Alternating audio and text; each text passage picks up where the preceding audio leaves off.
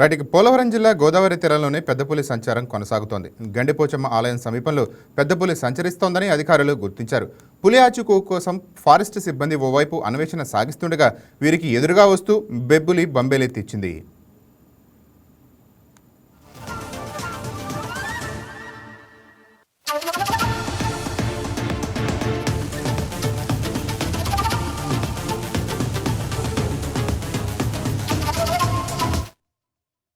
పెద్దపులి ఎక్కడ ఉందని దాని సిగ్నల్స్ అన్వేషిస్తుండగా గండిపోచమ్మ ఆలయ సమీప రహదారిలో సిబ్బంది వెళ్తుండగా వారికి సిగ్నల్ ఒకసారిగా రెడ్ అలర్ట్ చూపించింది.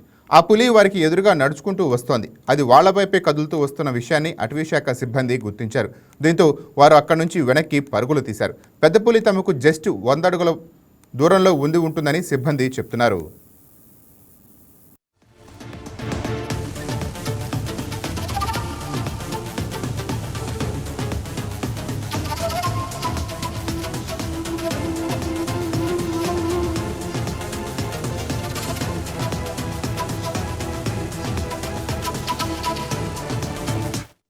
గత 45 రోజులుగా పెద్దపులి అటవీశాఖ అధికారులను సిబ్బందులకి కాదు పలు గ్రామాల ప్రజలకు నిద్ర లేకుండా చేస్తోంది.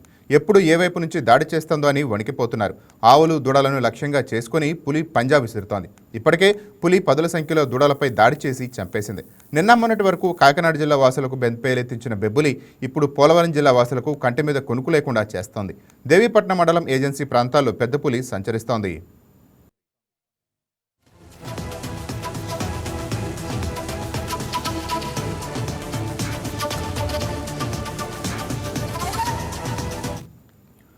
పెద్దపులి ప్రస్తుతం దేవీపట్నం గండిపోచమ్మ ఆలయ సమీప ప్రాంతంలోనే ఉన్నట్టుగా అధికారులు గుర్తించారు. ఈ విషయాన్ని తెలుసుకున్న గిరిజనులు దేవాలయానికి వెళ్లటం లేదు. నిత్యం కలకలలాడే గండిపోచమ్మ ఆలయ ప్రాంతం పూర్తిగా వెలవెలబోతోంది.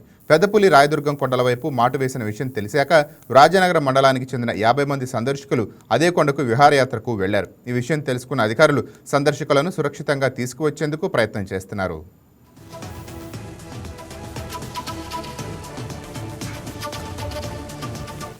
మొత్తంగా పులి సంచార నేపథ్యంలో గిరిజన గ్రామాల్లో భయాందోళనలు నెలకొన్నాయి. ఎప్పుడెప్పుడు ప్రమాదం జరుగుతుందని ప్రజలు ఆందోళన చెందుతున్నారు. అధికారులు తక్షణ చర్యలు తీసుకుని పులి అడవుల్లోకి తరలించాలని స్థానికులు కోరుతున్నారు.